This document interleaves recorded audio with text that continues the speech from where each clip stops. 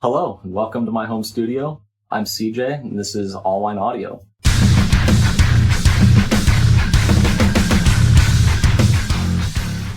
We're here today to talk about the Quake Library. Thank you to everyone who's purchased so far. The library has been doing phenomenal. I've got lots of good feedback, but lots of little questions and issues that have come up over the last 6 months or so.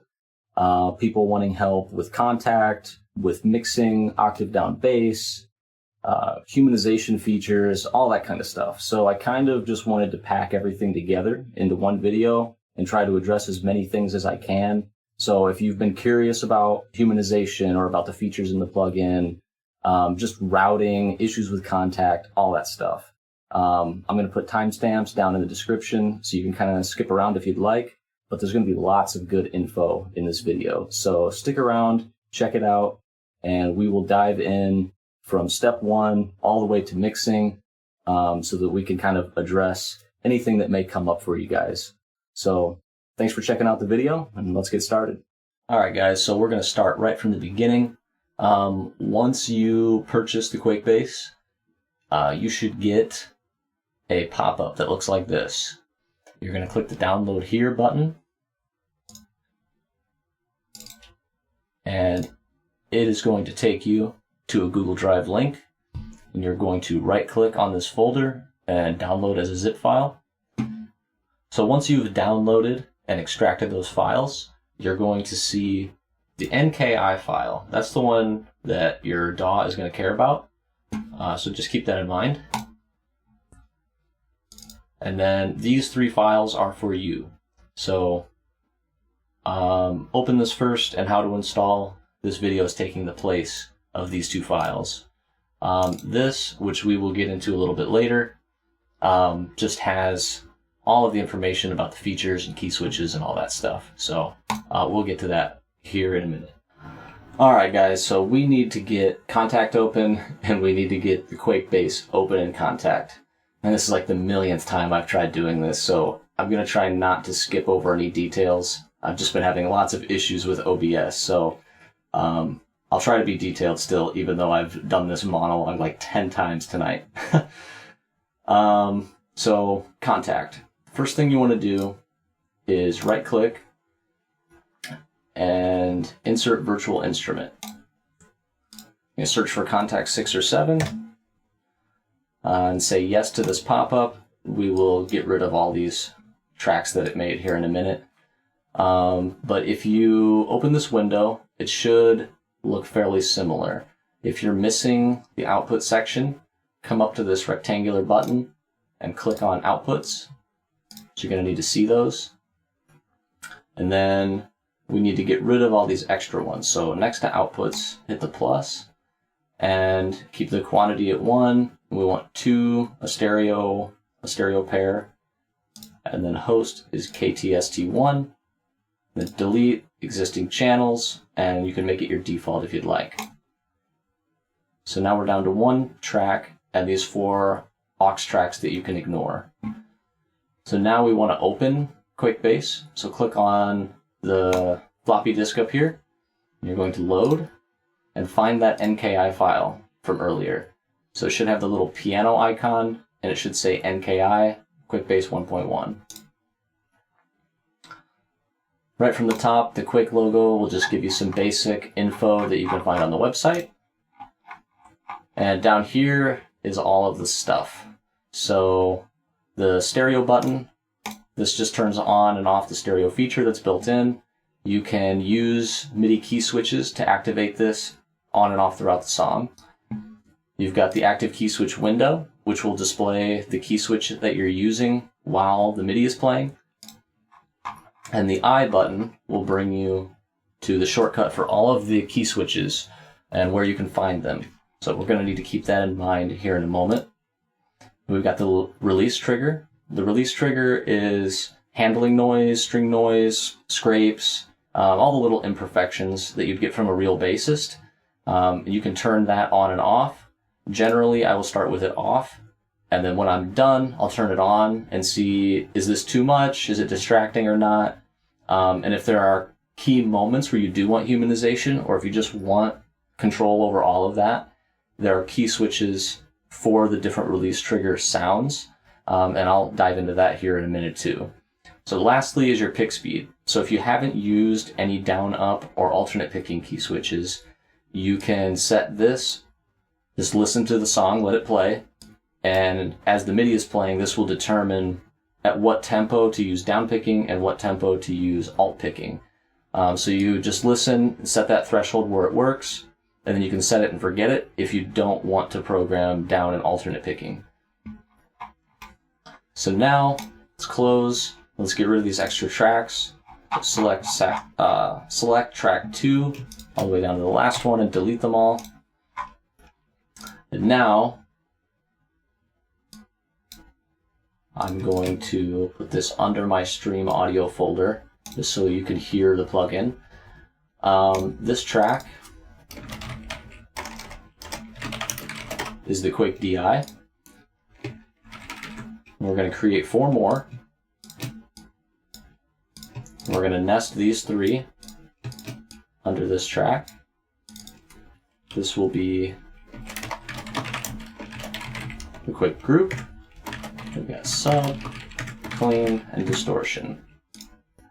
Now we need to send this track to the 3 that we just made by dragging the route button. And then on the route button, click it and disable the parent send. So now, any audio that plays, this is going to be loud. We'll play through all 3 tracks down here, and it'll be muted out of this one. So what I'll do is mute everything but the clean track, and we can just use that to program our MIDI.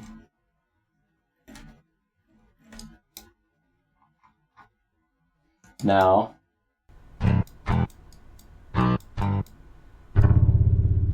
cool, so sound's coming through. Let's make a MIDI track. So what I like to do is just highlight 4 bars to get started. Insert new MIDI item. Then we will double click that. Let's just program a note in. Let's we'll just put the lowest one for fun. Now at this point, you see the audio is flowing through our clean track. And now you would probably want to name the piano roll. So if you double right click, you can type names in, you can tab down, and then when you're done naming, which basically what you should do is just pull up that infographic or pull up the shortcut menu on Kontakt itself, and then you can just pull that up side by side and type all the names in. And then when you're done, right click in this gray area, File, Note Names, and you can save and load that, so you don't have to do it more than one time. So it's a good shortcut for all your MIDI instruments. So now we're at a good point to save a template. So even better than saving the labeling there, let's highlight everything, right click, save tracks as template, and now we will tick the include track items in template box. Now that will keep this MIDI track paired with our template. So every time you load it in, everything is named already. You can get started right from the beginning, and all of this work is done. So you'll just save that.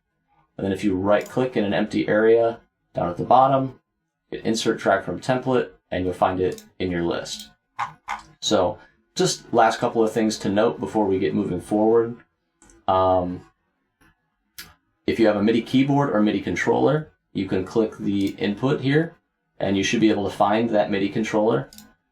And if you are someone who uses tabs a lot, you could use Guitar Pro or Tux Guitar, and you could export those tabs as MIDI and import that, which I definitely highly recommend, especially if you bought this or are going to buy it and you only have the Kontakt free player. You know, it's only going to give you 15 minutes at a time, which I know is definitely detrimental. It's a really, really expensive fee to pay for that licensing. So since this was my first library, I didn't really know what to expect. So going forward, I will have paid licenses for all of my libraries. But for those of you who have the free Kontakt player and you still want to make this work, Importing tabs is going to save you a ton of time, and then you can just spend 15 minutes, maybe 30 minutes doing all of your articulations, and then you can print the audio out and be done with it. So now we're just going to move forward. We're going to talk about humanization. We're going to talk about some of the deeper features and some mixing concepts. This is the Quake Bass advertisement. I'm going to play it for a moment for you.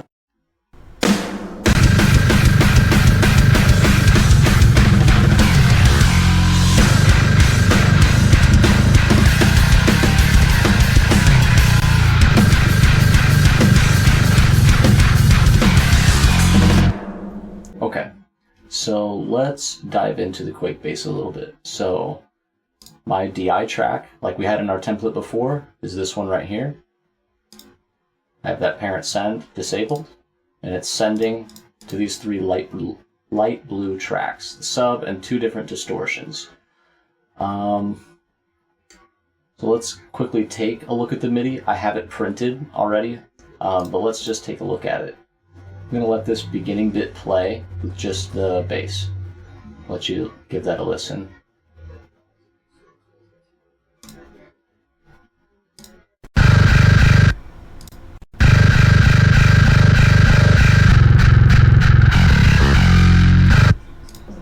Then we'll give that a listen, just the DI really quick.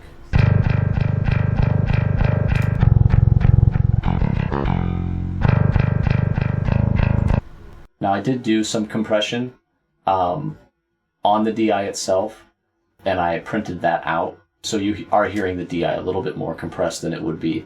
But as far as humanization, if you go in here and look, see how everything's not quite perfect. A lot of times I'll highlight all of the MIDI and shift it around a little bit. Sometimes slightly early or slightly late can sound better for a different riff. You can also highlight, right-click drag, and you can click H for humanization features. So you've got timing, velocity, and then this bias. If you want it to make notes more late or more early, you can do that too. I tend to like things being shifted a little bit late. It lets the transients from the kick breathe a little bit, but having everything directly lined up, while it can sound a bit robotic, definitely has a little more punch to it. So you can explore these options. Also, if you're recording like with a MIDI controller and you need to quantize stuff, you can highlight and hit Q, and this will give you quantization options to tighten up a loose performance. Let's check out the stereo feature here.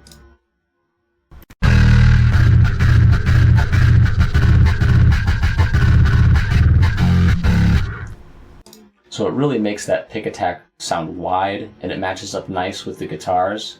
We'll take a listen to that really quick. And then put that with the bass.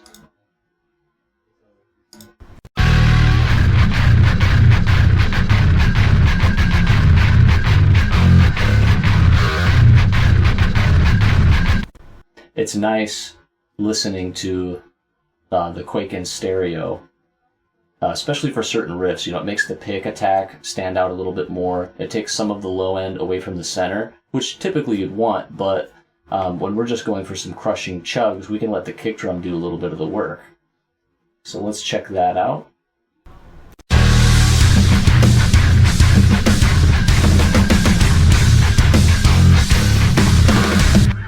As opposed to mono.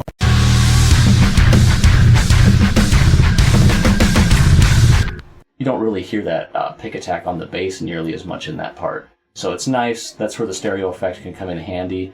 We can also check out this little hammer-on we've got.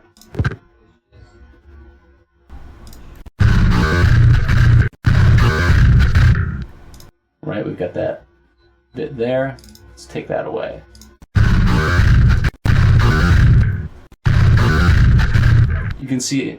You can see how that's a little bit unnatural there without the hammer-on note.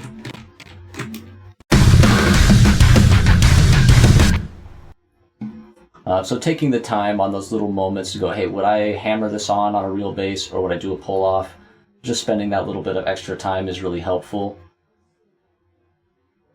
You see off to the side here, I have all of my stuff named, so I have all of the release triggers.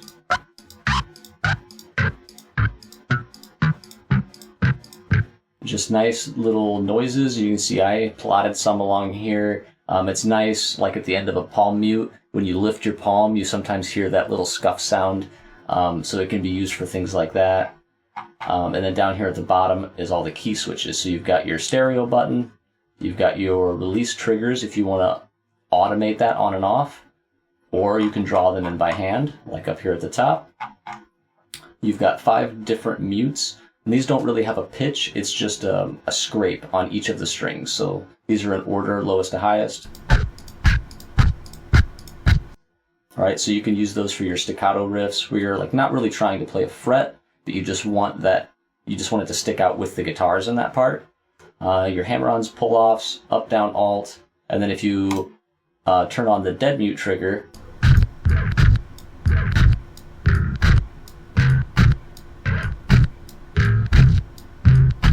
you get these nice little mutes. And then if you trigger back to one of the regular, so you can hear those release triggers that are on right now. If I come back to the plugin, switch that off.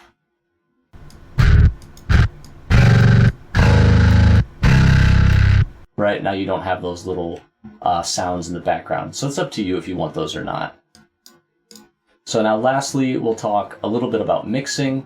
I don't want to get too into the weeds on this, but I will spend a little bit of time just showing you what I did for this track.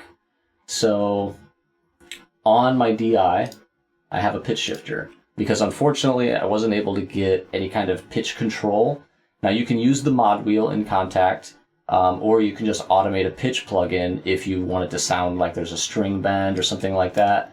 So let's go into the MIDI again. And like this note, I know ends up being a bend. You hear it kind of rise there. Now the only reason that you're hearing that is because I have this kilohertz pitch shifter turned on. And you can take a look at my automation. It's only about a note or maybe a half a semitone at the most, just so that it matches up with the guitars a little better. So that's how I would go about controlling pitch articulations like that. So that's first in my chain. Let's see, here we go. Got the pitch shifter, and then I've got Mongoose at various moments. This just ensures that beyond or beneath a certain frequency, those frequencies are kept mono, so that when my stereo feature comes on at the end on that last riff, some of the low end, everything under 400 hertz, is still left mono, but all of the top end stuff goes to the sides. So that feeds into these 3 tracks, and I'll let you listen to the sub really quick with no processing. So essentially just the DI.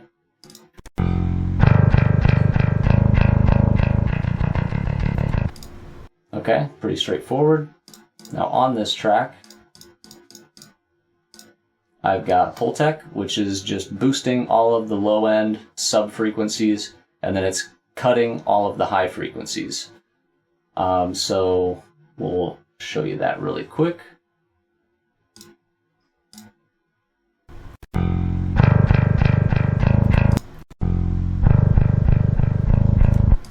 So it sounds a little more pillowy, took some of that attack away. The next step is a 2-stage compressor. So you can see the gain reduction for compressor 1 here and compressor 2 here. And I'll show you that really quick.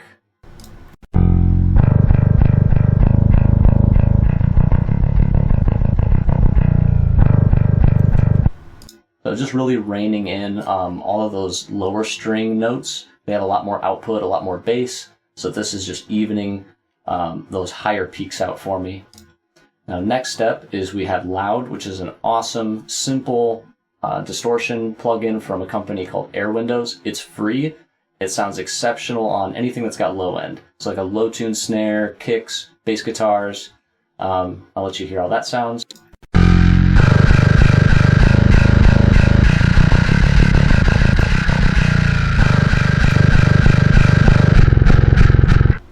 So it's a little gruntier, brings out some of those low mid-range frequencies.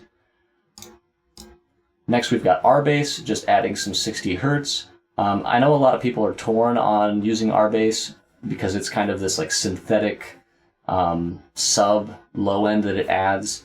But I have yet to find anything that makes low end pop on small speakers like phones like this plugin does. Feel free to enlighten me if you have a recommendation, but that's why I'm using this. It's just reinforcing that sub that's already there.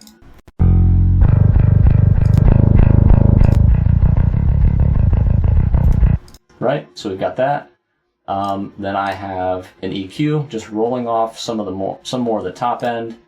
And then we have a limiter. I think it's just doing a couple of dB of limiting, so I'll let you hear that too.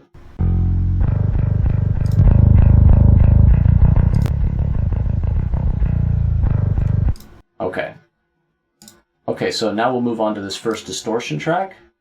First things first, we have the slate mix rack, and we just have a little bit of console saturation. So that's really only going to hit the lowest notes. It just reduces those peaks a little bit more and makes the harmonics pop out a bit.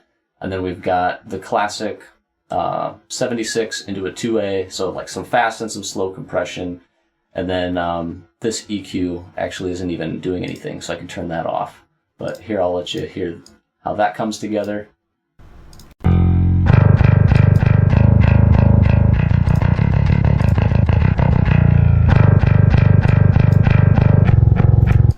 Makes that pick attack a little spicier, keeps things in line a little bit more. And then next we have the B7K from Neural DSP. In the cab section, I'm using the sub kick down about 10 dB and the 52A. And then you can check out the settings here, but it's pretty straightforward stuff. I'll let you hear the AB on that. It's pretty drastic.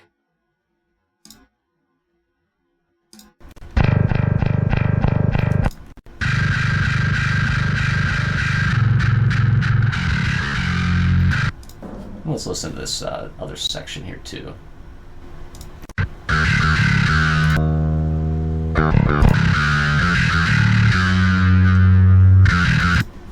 Really makes the sustain come out a lot. And then my last thing here is LinNB. It's a linear multiband compressor from Waves. And I learned this trick several years ago. You set this to adaptive multi-electro mastering, and then make sure your makeup gain set to auto, and let the bass play for the whole song. And it will give you these peak values for each band. So at the loudest moments, here's where each frequency is at. You type those numbers into your threshold, and then bring the whole threshold down, and it will compress each band pretty equally, and really even things out EQ-wise, just like we did with the compressor for volume. So I'll let you hear that really quick.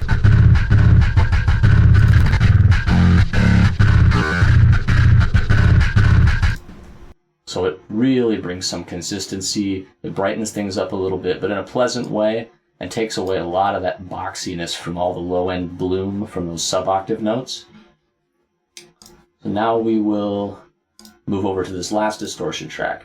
Now, usually when you distort the Quake, it kind of gets this like kind of flappy quality to it, and the B7K really takes that away. It tightens it up so much, and I wanted some of that quality back. So you can hear, especially once I turn loud on, you'll hear what I mean.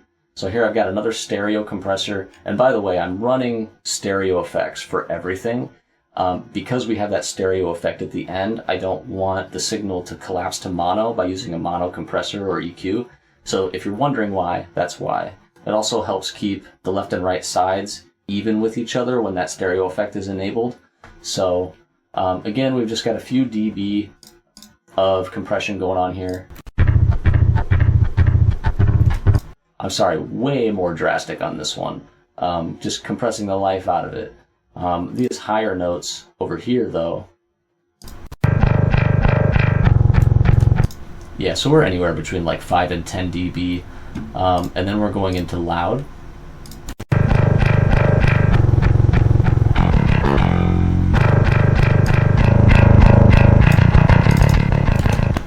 You see how it kind of has this flappy quality? I really like it. And so we just got the Pultec again here at the end. It's just reducing some low end buildup. And at the end you get this.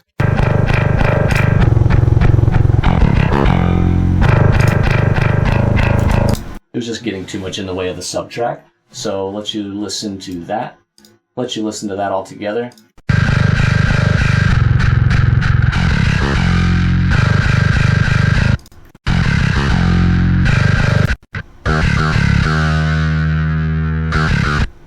And then lastly, I have MOTT on here. Oops. Which is an awesome multi-band compressor. It can really drastically change how a recording sounds in a way that other plugins really don't do for me. So a lot of times I'll just pull it up and I'll just start clicking on presets until I get like a balance that just sounds good. It's a hit or miss sometimes, but here's what it's doing. And again, pretty drastic change.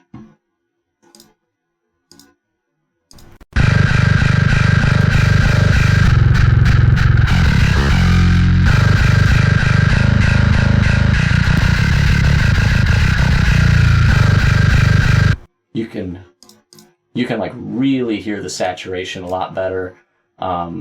It's just an effect that I like, so I kept it. And that's pretty much all I did. Just important to keep in mind, since you have access to a lower octave for pretty much all of your guitar riffs, knowing when it's appropriate to use unison or octave, the tighter, faster sections, especially if they're really melodic, that sub-low end can kind of get in the way. Whereas if you're like playing a lot of chuggy parts or slow, like fuzzy, shoegaze type stuff, those moments are served really well by that low octave where they have room to breathe and to be heard and to be felt. Yeah, so that's pretty much all I got. So now that we're nearing the end of the video, I wanted to spend a little bit of time on some of the deeper details of the library. Up on my screen here, and I'll also have kind of pop up on the video so you can pause on it for a moment, is basically all of the in-depth specs and information about when I was sampling the Quake. Everything from string gauges to how I approached the sampling process. If you're curious about any of that stuff before you buy, or even if you have bought, unless you created the sheet, it may not make as much sense to you as it does to me. So I kind of just want to spend a little time on that. So as far as picking, I used a pick for all the samples. So there's no finger style, which I know some people would prefer to have. But this library was my first jump into making a sample library. Shout out to Kelson for doing all the coding and all the graphics. I would have been completely lost without his help. But I wanted to focus and try to solve some specific problems with this plugin. I really wanted to fashion this towards the bedroom studio guitar player, online bands, basically anybody who makes heavy music but wants a high fidelity bass sound. Maybe you don't have a bass player, maybe you just don't have the right bass, and I wanted to get lower than other bass companies. There really isn't a whole lot of support under C0, as far as I can tell from any other major company. So this gets a little bit lower than that, and nothing is pitch shifted. So everything is a clean sample. Really the only thing that we did in post was we applied a small notch reduction around 1K because the Quake bass has a lot of mid-range information actually, which is great, but it can get in the way of the guitars a little bit. It can sound a little bit boxy, so that 1K reduction, I think it's just a couple of dB, is built into the library. And there's also some noise reduction that was applied to the samples, just using Reaper, which is the built-in like noise analyzing plugin that Reaper has. So that was just to ensure that we have the cleanest samples so you can add a lot of gain or a lot of compression, and that background noise that is inevitable isn't going to get in the way too much. So when I recorded, I had 4 different velocities that I was aiming to do. So like soft, medium, hard, and then super hard. So everything from like 120 to 127, those are all going to be the super hard velocities. I'm literally picking as hard as I possibly can. So there's some string rattle. There's a little bit of pitch dive on those harder samples, but that was purposely done. There are a lot of times where having that kind of unruly, untamed picking can sound appropriate for like breakdowns, just for heavier moments, or just as a cool sound effect.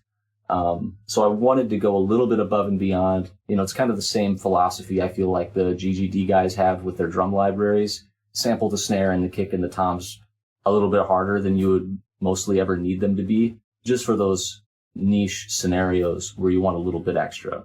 And that said, the lightest picking articulations, those, I'm literally picking like as lightly as I possibly can. So you've got everything from the lightest pick attack to the heaviest pick attack and everything in between. So in that sense, the library is very versatile. And I would encourage you to try different velocities. If you really want a nice, even, clean, smooth low end, use the velocities from like 20 to 60, and then just turn the output volume up on your track or something. It really will, those lighter picking velocities don't have as much, if at all, any pitch dive. So those notes are going to ring out really accurately and really smoothly. Whereas those harder picking velocities are going to have a lot more punch, but at the detriment that the note may settle a bit if it rings out for a while. Some other things worth talking about, I used stainless steel strings from Callium instead of nickel wound. Especially tuning this low, that additional brightness I think was nice. And I used an 88 millimeter Tortex pick for everything. I was really, really careful while recording to kind of stay between the pickups while I was picking, so there's that really, really consistent pick attack. Picking closer to the bridge or closer to the neck. We, as guitar and bass players, we tend to do that a little bit, depending on the part. But that helps. It helps keep that tonal character of the bass consistent, no matter what note you pick. So it's something worth noting. I also only used the bridge pickup. I had the tone pot on 100%. And those were just the settings I stuck with the entire time. The details matter. So when I was recording, obviously I had a budget for strings. I couldn't just buy a million different packs of strings for every single note that I was going to sample. So I think I ended up going with 3 different string sizes, 3 different setups, essentially. And what I did is while I was recording, I would record all of the lowest notes first, and I would work my way up the fretboard to the highest notes. My thinking was that if I record the lowest notes while the strings are the freshest, they're going to come out brighter than they otherwise would. And then all of the highest notes will be slightly dampened, because by the time I get to them, the strings will have been worn in a little bit. Because I know a lot of times with MIDI libraries, or even just with a physical bass, when you're recording, those high notes tend to poke out of the mix a little bit more because they have significantly more treble and mid-range. So I thought that little idea that I had lends itself well to having some dampened high notes in a natural way instead of doing it in post. And I guess the last thing I'd like to touch on, there's 10 notes in the round robin cycle for every note that you program. This amount of randomization I feel like is fairly typical. I know a lot of the newer libraries will have more than that, but anything less than that, and you really start to get a robotic sound where every note sounds like it's the same note copied and pasted. So we also layered in some pick attack samples to make things a little bit more consistent, but that's very, very minimal. I also was very, very meticulous about when I was recording the different velocities, what my threshold was as far as volume, the meters, while I'm actually recording into the DAW. And if you look at this spreadsheet up here, you can see the light articulations are roughly around -24 going into the DAW. And those numbers get slightly lower as you play higher on the fretboard. So the lower notes, I purposely tracked a little bit harder, even within a single velocity. This way, it's just slightly further dampening. We tend to not pick as hard on the high notes because we know they stick out. The low notes, you want to pick a bit harder, simply because you get less attack because the string is more round. It's less bright. So I factored that in to every velocity that I recorded. And as you see, roughly -24 for the light, medium goes up to -18, heavy up to -12, and super up to -6. So about 6 dB in between each velocity level, which then gets smoothed out during the coding process so that it's not an obvious jump. But that's really all I wanted to get into. I just wanted to let those of you who are interested know what was going on behind the scenes and why I chose to make some of the decisions that I did. Also, a special shout out to Jake Zemien for making this awesome shirt. If you also think it's awesome, I'll put a link down in the description if you want to get one for yourself. I also have to really thank Skip Fantry, owner of Callium. We did a lot of back and forth. We had a lot of conversations about this library. At first, I started it just to have a Quake library for myself to make songwriting easier. And as I kind of got through it, I talked with Skip. We've talked a bit in the past, just from me buying strings and stuff. And he had a lot of cool suggestions. He was more than happy to let me use the Callium logo. That said, moving forward, there are plans for more libraries with Callium.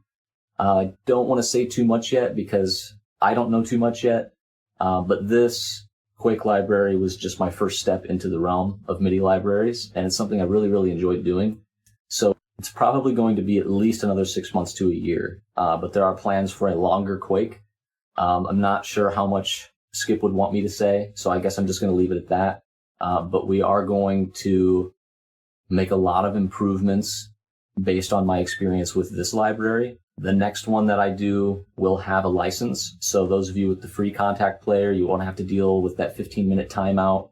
We're going to add more features that are more in line with the more modern MIDI-based libraries that are available now. So a lot of that's in the works. So any of you who have purchased, again, thank you very much. Every purchase goes towards making the next library more and more possible. So yeah, thanks guys for tuning in. If you have any further questions or if there's anything you want to talk about, shoot me a PM, message me through my website, whatever works. So thanks for tuning in, and I'll see you guys.